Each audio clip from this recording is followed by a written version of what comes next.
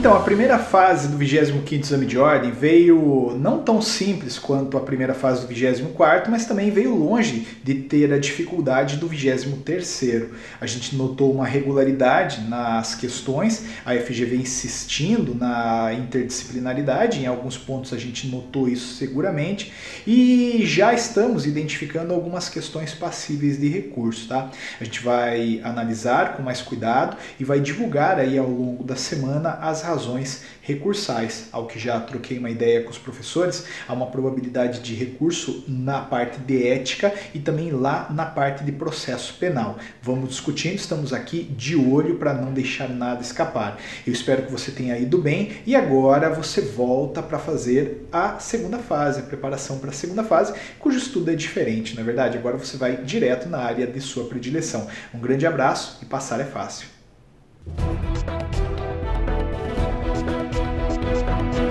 Olá, amigos! Quem fala é Leonardo Torres, o seu professor de ética profissional na advocacia. Vamos aqui tecer alguns breves comentários acerca da prova de ontem, dia 8 de abril, aquele domingão de sol, legal. Vamos lá, gente, ó. Visão geral da prova em relação às questões de ética. Prova não foi difícil não, foram 8 questões sobre ética profissional na advocacia que versaram sobre pontos clássicos, pontos estes que nós abordamos em nossas aulas. Yes, muito bem. Por exemplo, ó, teve uma questão sobre o advogado empregado com dedicação exclusiva, jornada de 8 horas diárias, falamos sobre isso. Teve lá uma questão também sobre uma cidadã que queria representar contra o advogado perante a OAB, falamos também sobre isso. Eu só tenho aqui 2 ressalvas em relação a 2 questões que podem ser anuladas, tá? Que podem ser anuladas. Uma das questões, eu estou com a prova tipo branca, tá? É a questão de número 2, que vai tratar do quê? Que vai tratar lá do... Cadê você? Está aqui, filha, aqui, ó. Em determinada sessão do Conselho Seccional da OAB da Bahia, compareceram Arthur, presidente do Conselho Federal da OAB, Daniel, conselheiro federal da OAB, que integra a delegação da Bahia, e Carlos, ex-presidente do Conselho Seccional da OAB da Bahia. A correta, de acordo com a FGV, está aqui, ó. D. Arthur, Daniel e Carlos têm direito somente à voz. Ressalva. A FGV, ela não especifica aqui, ó, em relação ao Carlos, ex-presidente do Conselho Seccional da OAB, se ele é ex-presidente do Conselho até 94 ou após 94. Mas, professor, qual que é a diferença? A diferença é a seguinte, porque até 94, ex-presidente de conselho, ele tem direito a voz e voto. E ex-presidente após 94, enfim, que em tese seria o caso aqui, tem somente direito a voz, tá, gente? Então, realmente, se ele fosse um ex-presidente do conselho após 94, teria apenas direito a voz, como aqui os demais, né? Como aqui o Arthur e o Daniel, que realmente só tem direito à voz aqui na sessão do conselho. Mas o Carlos, gente, a banca não especificou se ele é ex-presidente até 94 ou após 94, tá? Então, nesse contexto, eu insisto, até 94 o ex-presidente ele tem o quê? Direito à voz e voto. E após 94, somente a voz. E como a banca não especificou se ele era ex-presidente até 94 ou após, então, minha opinião que caberia recurso, tá, gente? Isso consta lá no artigo 81 do Estatuto da Advocacia e da OAB, tá? Outra questãozinha também que eu vejo possibilidade aqui de recurso é a questão de número 4, que a banca dá como correta a assertiva D. Ela vai tratar do advogado Walter, que instalou lá na fachada do escritório um discreto painel luminoso com os seguintes dizeres: advocacia trabalhista. Legal. Daí a sociedade de advogados X contratou a instalação de um sóbrio painel luminoso em um dos pontos de ônibus da cidade, onde constava apenas o nome da sociedade, dos advogados associados, e o endereço da sua sede. Já a advogada Helena fixou em seus elevadores do prédio, que legal, comercial, onde ela atua, cartazes pequenos contendo inscrições sobre o seu nome, o ramo do direito em que atua e o andar em que funciona o escritório. A assertiva dada como correta é a D. Apenas a sociedade de advogados X e Helena violaram o Código de Ética e Disciplina da OAB em relação à publicidade. Gente, minha opinião, Walter, ele também violou o Código de Ética e Disciplina, por quê? Não porque ele colocou lá um painel luminoso com os dizeres advocacia trabalhista, mas principalmente porque nesse painel luminoso não constou o seu nome, o seu número de inscrição. E isso fere o artigo 44 caput do Código de Ética e Disciplina. Então, minha opinião é que todos violaram lá o Código de Ética e Disciplina, e não apenas aqui a Sociedade de Advogados X e a advogada Helena. Beleza? Paro por aqui, beijo no coração e até mais. Valeu! Pessoal, no direito constitucional a prova veio tranquila. Na verdade, das 7 questões, 4 foram tranquilas, 2 foram medianas e uma foi um pouquinho mais complicada. Caiu uma questão de súmula vinculante, que diante de um desrespeito pode haver o manejo da reclamação.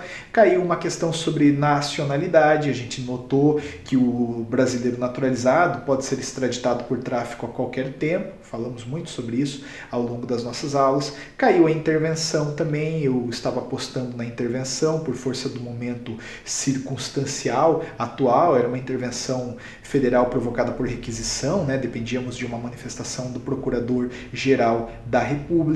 Também caiu uma questão de emenda, que foi bastante debatida lá nas aulas. A emenda ela pode transformar o voto de obrigatório em facultativo sem problema algum. E aí caiu uma questão um pouquinho mais complicada de não recepção, né? Esse é um fenômeno interessante do direito constitucional. Toda a lógica do idoso também a gente acabou discutindo incidentalmente em sala de aula e veio lá uma questão. Basicamente foram esses os tópicos, né? Nenhuma passível de anulação, ao meu ver, em direito constitucional. Um grande abraço, tudo de bom, nos vemos por aí.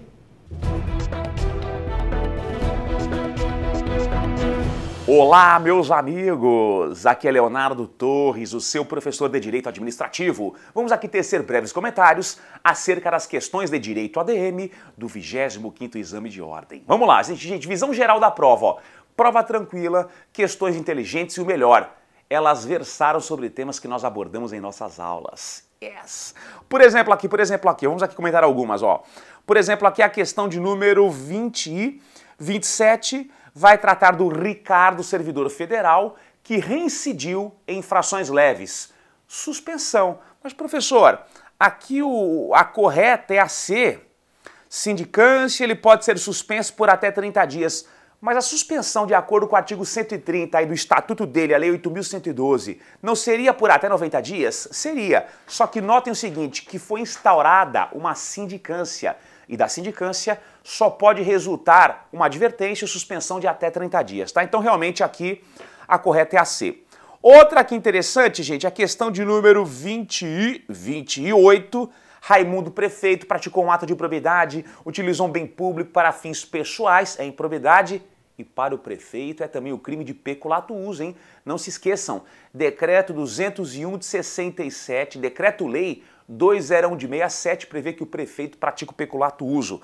Mas enfim, gente, ó, aqui versava sobre prazo prescricional para que o parquê, para que o Ministério Público propusesse aqui ação de improbidade em até 5 anos a contar do fim do mandato, tranquilo. Questão, gente, questão 29, lá o João que foi reprovado em estágio probatório, exoneração, consoante aqui a assertiva A, ó, a administração pública deve exonerar João após devido processo legal, visto que ele não demonstrou aptidão e capacidade para exercer o cargo. Tranquilo, gente. A questão 30 vai tratar do contrato de concessão de serviços públicos, onde a concessionária ela perdeu condições técnicas, condições econômicas aqui para continuar executando a contento o contrato de concessão, extinção pela caducidade, tranquilo também. A questão 31 vai tratar aqui, gente, ó, das entidades paraestatais ou OCIPs, né, e OSs, não se esqueçam, OCIP, Organização Social, OS, Organização Social, OCIP, Organização da Sociedade Civil de Interesse Público. Correta aqui realmente é a D, gente, ó. Uma vez selecionada por meio de chamamento público, a organização religiosa tem a fé poderá obter a transferência de recursos da União por meio de termo de colaboração. Gente, não se esqueçam que é um instrumento hábil para transferir recursos aqui à organização social, esse termo de colaboração, tá? Beleza? É a D mesmo. Temos aqui também a 32. Ah, gente, a 32, ela vai tratar do quê? Ela vai tratar lá do esbulho possessório praticado pelo município. O município desapropriou a casa aqui do... A casa de quem, meu Deus? Qual que é o nome do rapaz? Do Josué. Na verdade, o Josué ele foi fazer um mochilão pelo mundo, voltou, a sua casa não existia mais. Lá existia o quê? Existia uma estação de tratamento de água e esgoto.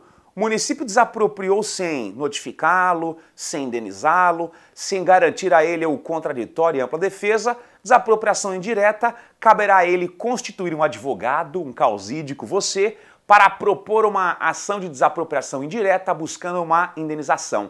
Não se esqueçam que uma vez incorporado ao patrimônio público, o bem ele jamais volta para o particular, tá? Então realmente aqui a gente é a 32, realmente é a D que nos interessa, ó. É pertinente o ajuizamento de uma ação indenizatória com base na desapropriação indireta diante da incorporação do bem ao patrimônio público pela afetação. Ok, meus amigos? Eu insisto, prova tranquila, a princípio não vejo aqui nenhuma possibilidade de recurso e eu tenho certeza que você se deu bem, tá? Beijo no coração, até a segunda fase, valeu!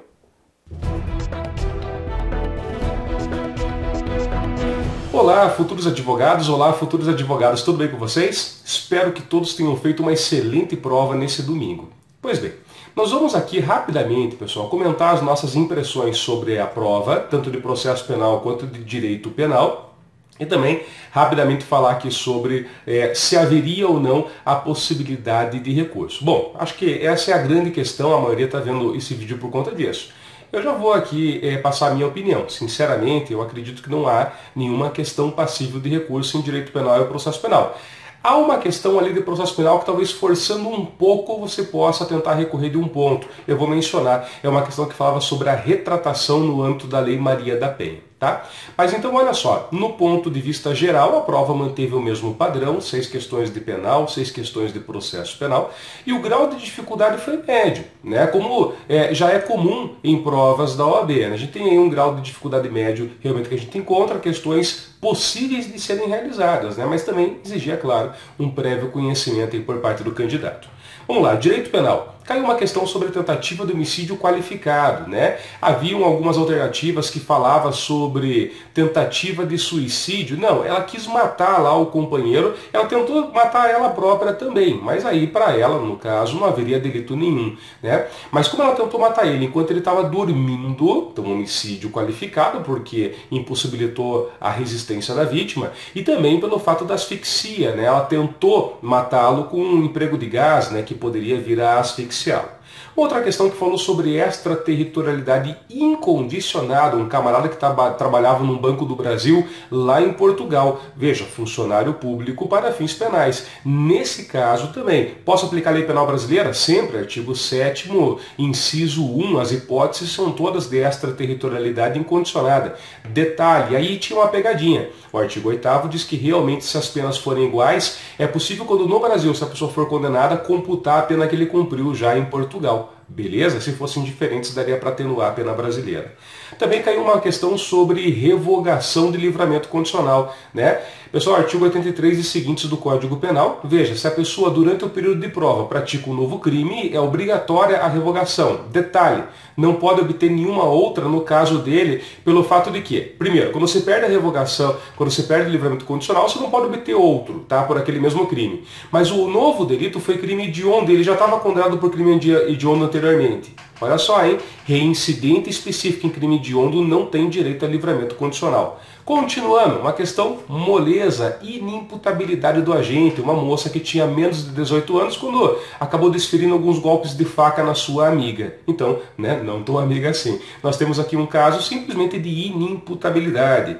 Bom, mais uma questão que falava sobre uma hipótese de concurso formal impróprio ou imperfeito, um sujeito que jogou um artefato explosivo, né, em 2 vítimas que ele queria matar. Então, calma lá, uma ação, 2 ou mais resultados. Então nós temos concurso formal. Se ele queria, ele tinha desígnios autônomos, então eu devo somar as penas. E por fim, uma questão sobre roubo. Uma questão de roubo. Até muita gente perguntou, mas por que roubo? Não houve violência. As moças entraram no apartamento com o rapaz e colocaram um pedaço de madeira na porta para que ele ficasse lá trancado. Meus caros, o roubo não é só praticado com violência ou grave ameaça, mas também quando impossibilita a capacidade de resistência da vítima, que foi o que elas fizeram. Roubo majorado. Por quê? Porque houve concurso de pessoas. 2 pessoas teriam praticado. Continuando, em processo penal. Em processo penal teve uma questão de relaxamento de prisão em flagrante, meus caros. Veja, um sujeito que dias após foi encontrado com o carro que era, né, objeto de um roubo, e aí até realmente a vítima reconheceu ele, mas naquela hora ele já não mais encontrava-se em flagrante delito. E aí, claro, pelo artigo 310 do Código de Processo Penal, né, cabe o relaxamento dessa prisão. A Constituição também diz que a prisão ilegal será relaxada. Continuando, uma questão sobre apelação no âmbito do tribunal do júri, né? Ali, o que realmente se dê, né, a resposta que ela exigia que você soubesse é que a decisão foi contrária à prova dos autos, o que realmente enseja a apelação. Só que veja só, não pode o tribunal, né, ele próprio reformar a decisão. Nesses casos, quando, né, eu entendo que o júri decidiu de forma diferente, então eu devo submeter uma nova sessão de julgamento. Agora, é claro, se na nova sessão de julgamento eles mantiverem a posição, aí acabou, não cabe nova apelação pelo mesmo fato. Ainda uma questão sobre desarquivamento de inquérito policial, a gente bateu bastante, né? Essas questões, quase que na totalidade, a gente conseguiu trabalhar com todas aí no nosso curso. Quem assistiu às nossas aulas, com certeza, né, se for até, né, querer rever, vai ver, vai encontrar as questões ali, vai ver que daria para ir muito bem na prova. Né? Essa sobre o desarquivamento, a gente falou bastante no tema inquérito policial. Meus caros, se o inquérito é arquivado por falta de provas, eu posso sim desarquivá-lo quando tiver provas novas. Inclusive, temos uma súmula do Supremo Tribunal Federal que permite a mesma coisa. Continuando, caiu uma questão sobre retratação. Olha, é essa daqui, eu particularmente acho que a banca vai manter, e eu tenho que ser sincero com vocês, mas se você porventura errar essa questão, tente recorrer dela, tá? Uma sobre retratação, tá? Que falava, no âmbito da Lei Maria da Penha, a moça queria se retratar, enfim. Veja, é possível sim você querer discutir isso. Afinal de contas, a questão que estava correta falava que ela podia se retratar, mas que a retratação era irrelevante em sede de delegacia, porque a Lei Maria da Penha diz que tem que marcar uma audiência própria. A única que eu acho que dá para recorrer, nesse termo irrelevante, né? Afinal de contas, caberia à autoridade policial encaminhar essa informação à autoridade judiciária. Bom, caminhando para o fim, caiu uma questão sobre assistente da acusação, e aí era interessante, porque eram 2 pessoas, mas um tinha sido acusado junto. E o Código de Processo Penal diz que o corréu não pode se habilitar como assistente da acusação. Agora a vítima pode. E por fim, uma questão sobre exame grafotécnico. Eu dei esse exemplo para vocês em aula, hein? Exame grafotécnico, meus caros, se eventualmente, tá, me obrigarem a praticar, enfim, a escrever algo no papel, eu posso realmente me negar a fazer isso. Comportamentos ativos, né? Eu não sou obrigado a tê-los. Afinal de contas, nós temos no Brasil aí a possibilidade de aplicação do princípio da não autoincriminação, também conhecido como princípio do nemo tenetur se litigere. Então, meus caros, é isso. Espero que tenham todos feito uma ótima prova. Fiquem todos com Deus, bons estudos e até uma próxima oportunidade. Valeu, até mais! Olá, meus queridos, bom dia! Ontem vocês se submeteram ao 25º exame de ordem e eu quero saber o que vocês acharam da prova de civil. Já vi, já analisei as questões e vou falar um pouquinho para vocês do que eu achei. Eu achei que as questões foram justas, que foram questões fáceis, com enunciado escrito de uma forma bem tranquila, e nós tivemos aí uma variedade de questões, né? Não foi aquele tipo de prova que predominou apenas uma matéria. Nós tivemos obrigações, quando aquela questão da cláusula penal moratória. Nós tivemos 2 questões de sucessão, uma de testamento e uma de partilha. Tivemos 2 questões de responsabilidade civil. Então, eu achei a prova bem homogênea quanto às questões. Não foram questões difíceis, foram questões fáceis, inclusive de pontos que eu bati em tecla em sala de aula. Nós vimos testamento um por um, não foi? Então, foi tudo bem completo. Nós vimos a cláusula penal moratória, a diferença da compensatória para moratória. Nós vimos a responsabilidade, as 2 questões de responsabilidade da prova. elas foram com relação ao artigo 932 e 933, que nós falamos muito em sala de aula, que é a responsabilidade, por exemplo, do empregador com relação ao seu empregado, que a sua responsabilidade é uma responsabilidade objetiva que dispensa a análise da culpa, não foi? Então tá tudo muito tranquilo a prova. Não vislumbrei nenhuma possibilidade de recurso no campo da nossa prova de direito civil. Até porque se houvesse, a chance de uma anulação seria muito pequena, porque sabemos que o histórico da FGV é não anular nenhuma questão. Mas na prova de civil não vejo nenhuma possibilidade de anulação. Achei uma prova justa, achei uma prova tranquila. E ainda tivemos, esqueci de falar, uma questão de uso capião e uma questão dos frutos. Quais serão entregues antes da tradição ou não da coisa. Tudo isso foi analisado em prova, em sala, perdão. Então eu tenho certeza que você, tendo feito o nosso curso de exercícios, tendo feito o nosso curso teórico de direito civil, você gabaritou civil. Eu tenho certeza absoluta. Então entre em contato comigo, me conta. Eu vou ficar extremamente feliz que você gabaritou civil. Lembrou do Instagram? O yaravaz.prof, ok? Entre em contato comigo, eu vou ficar muito feliz e rumo à segunda fase de civil. Ótima preparação.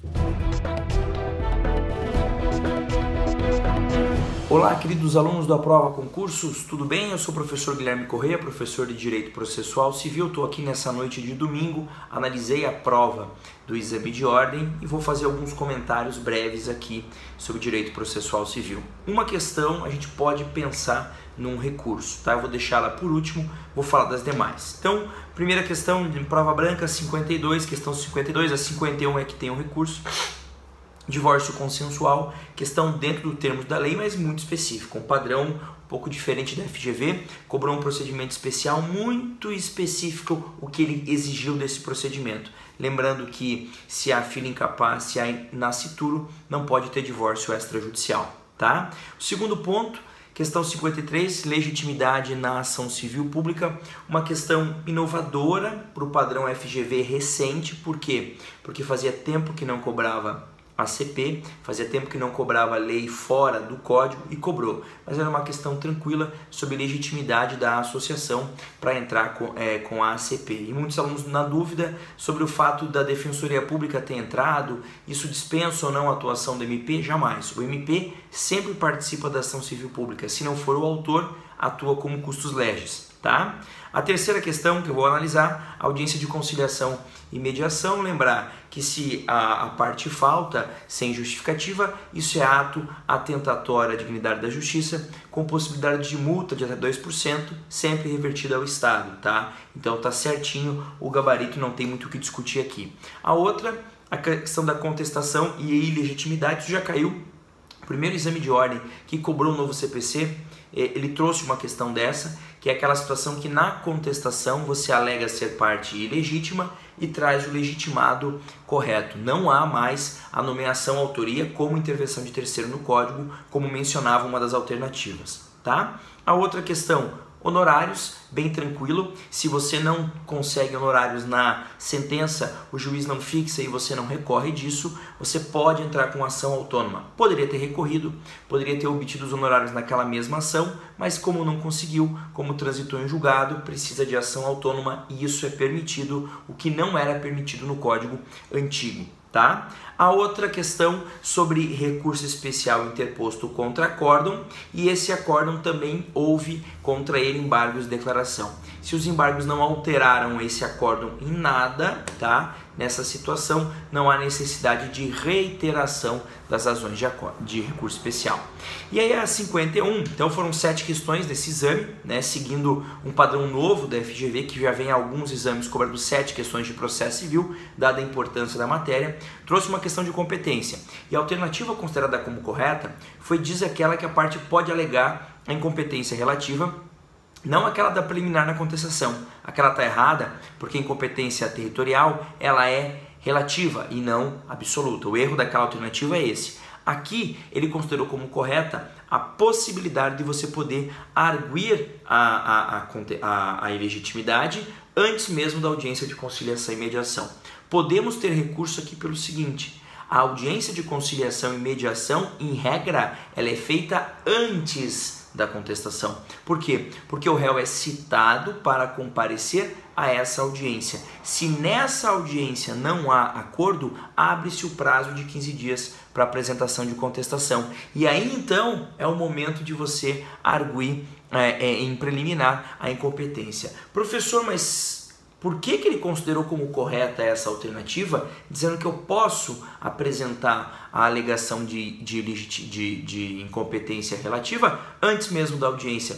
Porque lá na parte que fala em contestação, ele diz que se a parte alegou a incompetência do juízo, até que se decida sobre isso, fica suspensa a realização da audiência. Então, digamos que aqui é uma certa antinomia, pois quando eu falo em prazo de contestação, ele me diz que o prazo começa após frustrada a audiência de conciliação. Por outro lado, quando ele me diz que se eu alegar a incompetência relativa do juízo, eu acabo suspendendo a realização dessa audiência, dá a entender que a alegação é anterior. Me parece que para uma prova objetiva, esse tipo de questão não poderia ser cobrada. Então, nessa questão 51, prova tipo 1, me parece que não há alternativa correta. Por quê? Porque nos termos da lei, nos termos do artigo que vai tratar das alegações da contestação, 334, né, as preliminares, vai dizer que você deve apresentar as alegações sobre ilegitimidade, incompetência relativa, que é o caso aqui, na contestação. E a contestação só deve ser apresentada, tá, após frustrada a audiência de conciliação. 334 não, 337, só corrigindo o dispositivo. Ok? Então, é possível recurso aqui, argumentando em que sentido? Examinador, o código dá como início de prazo da contestação a realização de audiência de conciliação ou mediação frustrada, ou seja, teve audiência, não teve acordo. Depois disso, abre-se 15 dias de prazo para contestar. Ora, então eu vou alegar a incompetência relativa após a realização da audiência e não antes, ok? Um grande abraço. Se você aí está pela boa, né, conferiu o gabarito, está perto de chegar nas 40, segue estudando para a segunda fase, ok? Um grande abraço e até mais. Olá pessoal, eu sou Sérgio Carcache, sou professor do Aprova Concursos e de Direito Tributário e eu vou fazer um breve comentário aqui sobre a prova da OAB que foi aplicada aí recentemente com relação às questões de tributário. Estou analisando a prova branca, tá? Entre as questões de número 22 a 26. São 5 questões de tributário que apareceram nessa prova. Se a tua prova é de outra cor, adapte ali os números, é a mesma questão basicamente, né? Com relação à prova em si, ela teve um nível de complexidade médio, não estava muito fácil não, mas também não estava impossível de fazer. Acho que quem estudou teve condições ou teve chance pelo menos, né? Com relação às questões, mais ou menos aí uns 80% ou 90% do que caiu a gente chegou a abordar durante o nosso curso regular ali da primeira fase.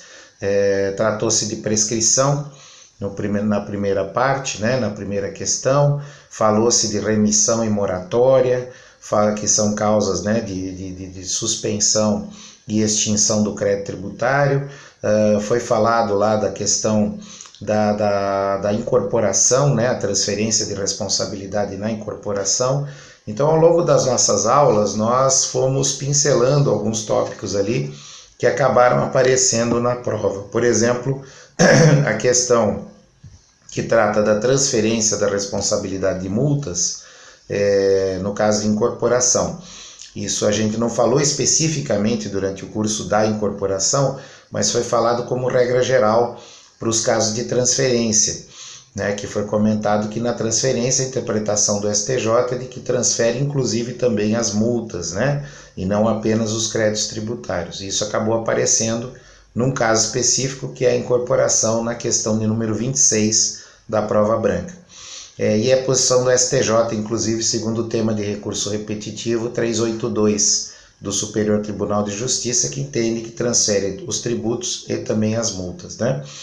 Então, de uma maneira geral, os temas que foram abordados na prova nós tratamos ao longo das nossas aulas, talvez não especificamente, mas o entendimento, né, a respeito do gênero permitia fazer essa resolução das questões. Nós vimos aí duas questões que trataram de tributos especificamente, o IPTU e o ITR, né? Também questões que nós chegamos a mencionar, especialmente o caso do ITR, que atribui 100% para o município que fiscaliza e cobra. Por fim, com relação à possibilidade de recurso, eu acho remota em relação às questões, né? Na questão 23, existe ali uma controvérsia, porque ele fala que o tributo do IPVA está vencido e que foi aplicada uma moratória. Existem alguns autores doutrinários que entendem que não é possível moratória para tributo vencido, tá? Mas também, por outro lado, nós temos uma outra vertente doutrinária que acha que tanto faz, que a moratória pode ser para tributo vencido ou tributo não vencido. Então você só tem base aqui em doutrina, você não tem base em jurisprudência e texto legal, né? Por isso que o teu recurso aqui, ele é, embora possível, né? Ele é um recurso assim que tem baixa probabilidade de êxito. Se você quiser tentar, vale a pena, né? Mas não espere muito desse recurso, porque pode ser que eles não considerem isso. Tudo bem? No demais, então, eu espero que você tenha ido bem, né? E que a gente se veja na segunda fase. Uma boa sorte para você. Um abraço. Tchau, tchau.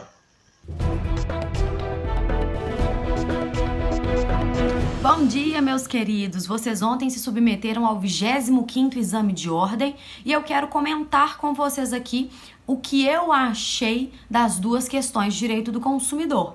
Nós tratamos o direito do consumidor em sala de aula à exaustão. Vimos tudo do início, quando se caracteriza uma relação de consumo, até o fim, né? Chegando às cláusulas abusivas, às práticas abusivas, às propagandas. Então, nós vimos a matéria de consumidor no todo. E o que vocês acharam da prova? Nós tivemos duas questões de direito do consumidor e eu achei as duas questões bem redigidas, sem nenhum ponto a falar quanto a um recurso. Sabemos que a FGV ela não tem um histórico de anulação mediante recursos das questões, então eu acho que vocês precisam encarar essa questão e irem com os pontos que tem sem precisar dos recursos. Ok? Tivemos duas questões. Uma perguntando o entendimento do STJ sobre a abusividade de cláusulas, né? Em razão de empréstimos consignados feitos de forma sucessiva. E uma de fato do produto. Vimos fato do produto com diferença do vício do produto à exaustão em sala de aula. Então acredito que não tenha havido nenhum tipo de dúvida. Eu te desejo o mesmo que tenha alcançado dos 40 para cima, para que você vá para uma segunda etapa e se prepare da melhor forma possível para ter um sucesso gigante em maio, ok? Contem comigo, qualquer dúvida eu estou à sua disposição, vocês têm os meus canais de comunicação, lembrando que o Instagram é o iaravaz.prof. Eu te desejo uma prova de sucesso, uma preparação de sucesso, qualquer dúvida eu estou à sua disposição, um forte abraço, até mais.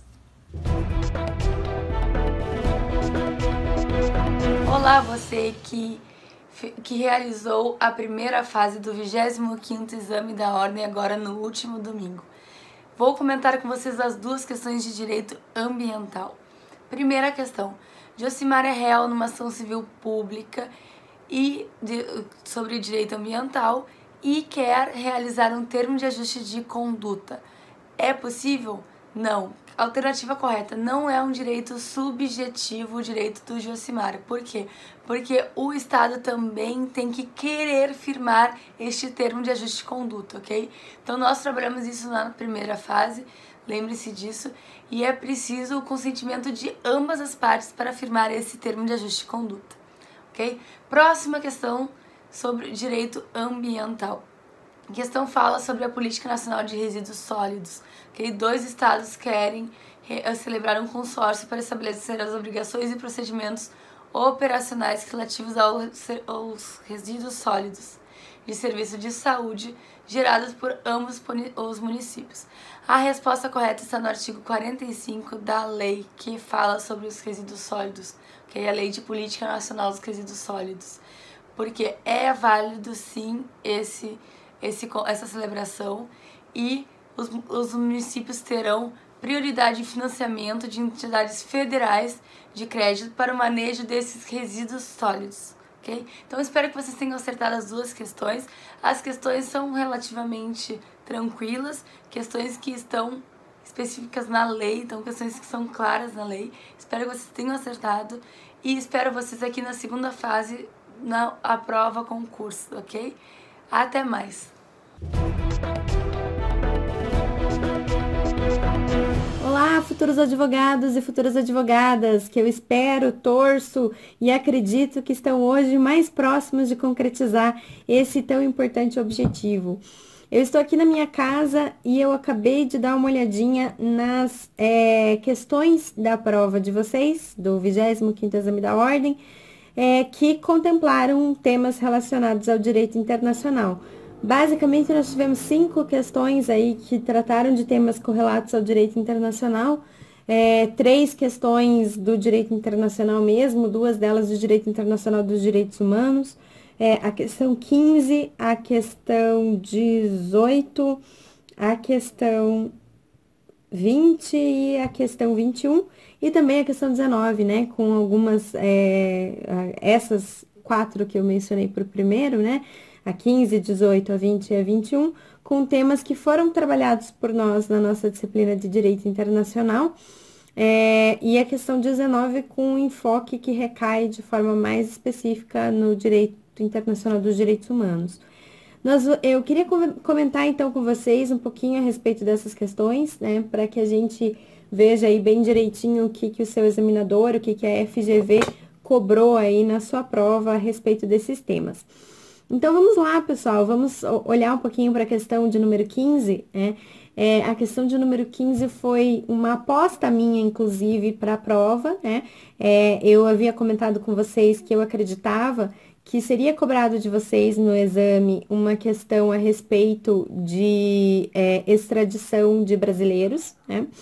Essa minha aposta se deveu pelo fato de que o STF decidiu no início do ano e que acabou acontecendo em março desse ano uma extradição de uma ex-brasileira, né? Na verdade, uma brasileira que perdeu sua nacionalidade, né? A Cláudia Sobral. E por isso esse tema de extradição de brasileiros era um tema que realmente estava bastante em evidência nos debates e nas discussões a respeito do direito internacional. Por isso, a questão de número 15 não é exatamente uma surpresa. Mas ao invés de cobrar uma questão exatamente igual a que foi discutida no início do ano, que foi o debate sobre a Cláudia Sobral, uma extradição de uma ex-brasileira nata, no caso, né? A questão de número 15 tratou de uma extradição de brasileiros naturalizados, de um brasileiro naturalizado, tá? Então, vamos dar uma olhadinha aqui no que diz a questão de número 15.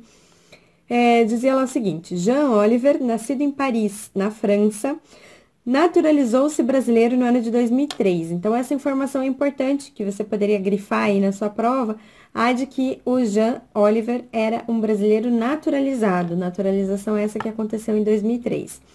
Entretanto, no ano de 2016, foi condenado na França por comprovado envolvimento com tráfico ilícito de entorpecentes, de drogas, no caso cocaína, no território francês entre os anos de 2010 e 2014.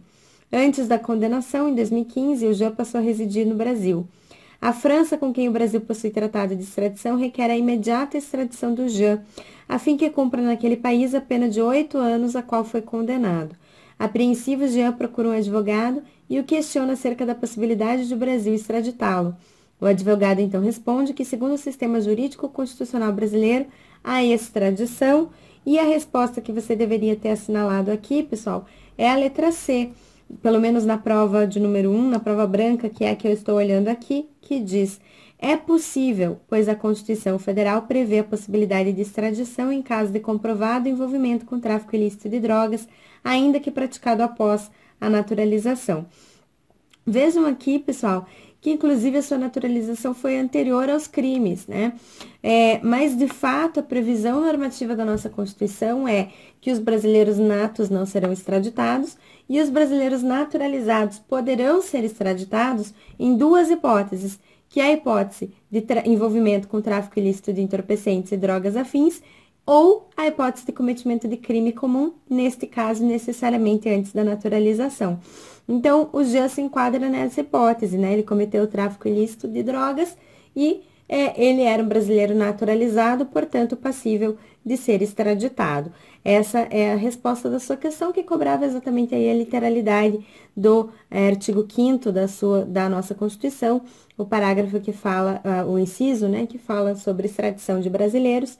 Então, letra da lei aí, essa questãozinha que nós já havíamos antecipado, que poderia aparecer na sua prova. Joia?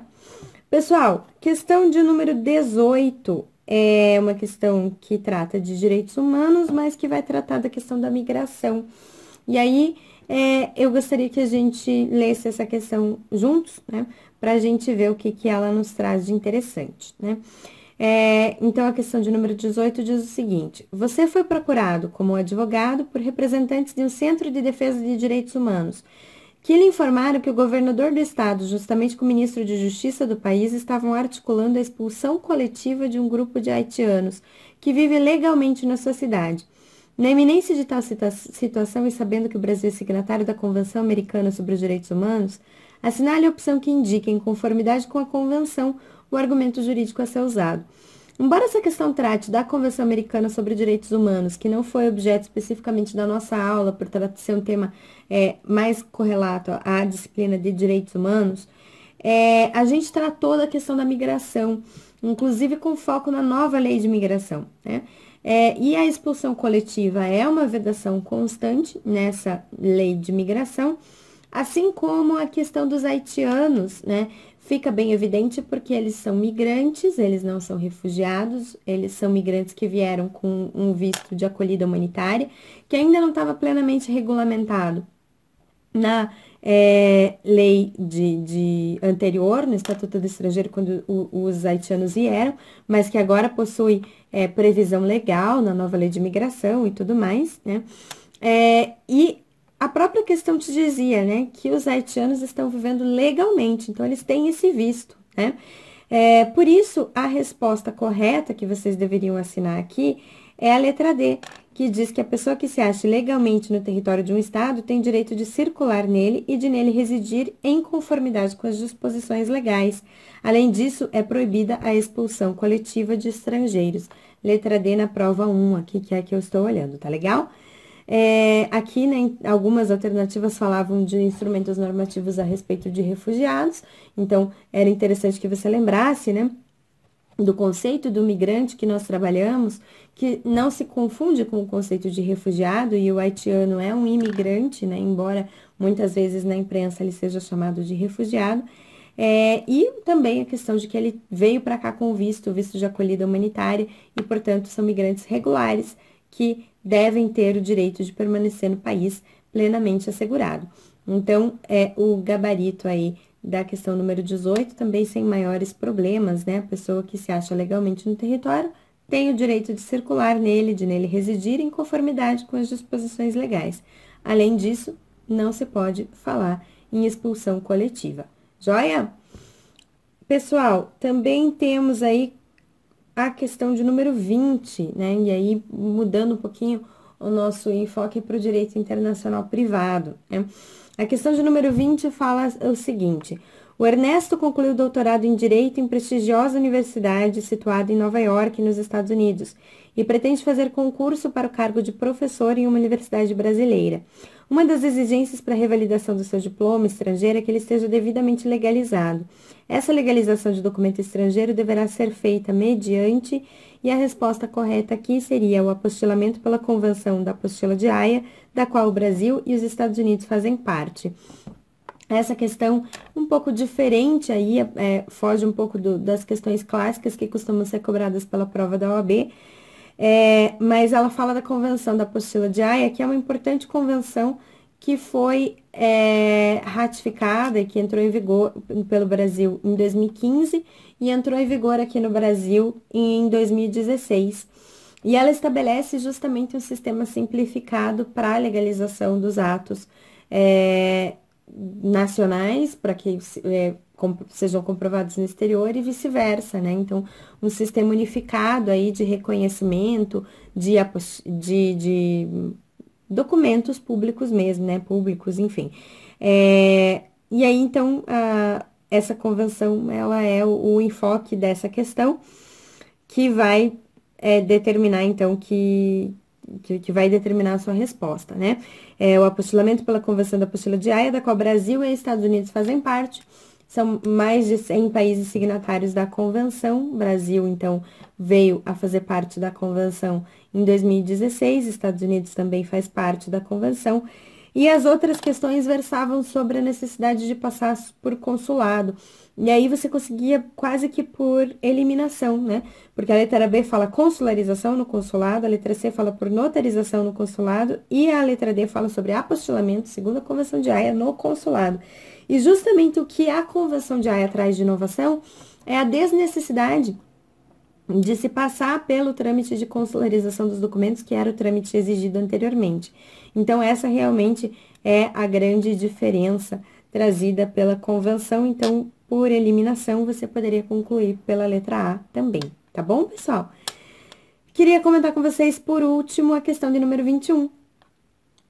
A questão de número 21 fala do Paulo, brasileiro, que celebrou no Brasil um contrato de prestação de serviços de consultoria no Brasil, que seria prestada a consultoria a uma empresa pertencente a François, francês residente em Paris, para a realização de investimentos no mercado imobiliário brasileiro. O contrato possui uma cláusula indicando a aplicação da lei francesa. Em ação proposta por Paulo no Brasil, surge uma questão envolvendo a capacidade de François para assumir e cumprir as obrigações previstas no contrato. Essa questão, pessoal, é uma questão clássica da FGV de Direito Internacional Privado, na qual ela te traz vários elementos. Então, ela te traz ali que o Paulo é brasileiro, o contrato foi celebrado no Brasil, a prestação de serviços seria no Brasil, a empresa pertenceu ao François, que era francês, ele reside na França, e o contrato versa sobre a realização de investimentos no mercado imobiliário brasileiro, indica a lei francesa como lei aplicável, enfim, são vários os detalhes que essa questão te traz, tá? Costuma ser assim mesmo que a FGV cobra as provas de direito internacional privado. A grande questão aqui, então, é identificar exatamente o que a prova está te perguntando. E aí, o que ele dizia assim: em ação proposta por Paulo no Brasil, surge uma questão envolvendo a capacidade de François para assumir e cumprir as obrigações previstas no contrato. Então, pessoal, essa questão era uma questão que versava sobre capacidade, não era uma questão que versava sobre contratos, tá? Isso é bem importante. Por quê? Porque quando a gente fala do direito internacional privado, a gente precisa ter clareza na identificação do que é o nosso objeto de conexão, ou seja, qual é o assunto que nós estamos procurando saber, né? A lei aplicável. Porque senão a gente se confunde, né? E aqui o objeto de conexão, precisamente, era a capacidade. Sendo a capacidade o objeto de conexão, a gente vai encontrar esse elemento de conexão no artigo 7º da nossa LINDB, né? Se a gente estivesse falando de cumprimento do contrato, a gente encontraria a previsão no artigo 9º da LINDB. Mas aqui não, a pergunta é sobre capacidade. E nesse caso, a sua alternativa correta aqui na prova 1, que é a prova que eu estou olhando, é a letra B, que fala da lei francesa, porque o François é residente na França. Isso então, pessoal, por quê? Essa é a alternativa correta, porque a LINDB fala no seu artigo 7º que para reger o nome, o início e fim da personalidade, a capacidade da pessoa e os seus direitos de família, aplicar-se-á a lei do local em que a pessoa está domiciliada. Sendo este um assunto de capacidade, nós temos aí o artigo 7º da LINDB para regular e a lei do local de residência do François, que no caso é a França, para reger a sua capacidade nessa questão. Ok, pessoal? Eu espero que vocês tenham acertado. Qualquer dúvida, qualquer questão, eu estou à disposição de vocês. Parabéns aí por terem enfrentado essa prova nesse domingo e boa sorte. Um abraço para vocês. Tchau, tchau. Olá pessoal, tudo bem com vocês? Professor Edivan, Filosofia do Direito, né? Estamos juntos aqui para a gente fazer um breve comentário sobre a prova de ontem, né? Ontem você fez a prova do 25º Exame de Ordem, uma prova bem legal, né? Para você do direito foi show de bola, porque as questões de filosofia do direito não foram especificamente de filosofia, não tinha um teor muito forte de filosofia. Eu diria para você que estava mais carregada de teor do próprio direito, de teor jurídico, do que necessariamente de um teor filosófico. O que foi muito bacana, o que facilitou um pouco mais a sua vida. Isso é excelente, é ponto para você, é claro, né? Analisando a prova branca, né? Eu peguei esta para fazer a análise, questão número 9 e número 10, são as duas questões aí próximas da filosofia do direito, uma do Norberto Bobbio, falando de heterointegração e a integração, então uma questão bem tranquila ali para você responder, é interpretação textual e conhecimento prévio sobre a teoria desse justo filósofo chamado Norberto Bobbio, né? E na questão número 10, uma questão do Jeremy Bentham, mais conhecido na filosofia, o Bentham pela sua teoria do panóptico, né? Mas nesse caso aqui trouxeram os princípios morais da legislação, né? Uma questão também de interpretação, um pequeno trecho, um pequeno excerto do pensamento dele, uma interpretação, e você conseguiria certamente marcar a alternativa correta. Nenhuma das duas passível de nenhum recurso, né? Questões bem tranquilas. Espero que você tenha acertado, estou torcendo por você e certamente você vai conseguir o seu objetivo o mais breve possível, que é a conquista da sua carteirinha tão sonhada da OAB, né? Beleza, gente? Espero que vocês tenham ido bem. Fica o meu abraço aí do professor Edivan. Tchau, tchau.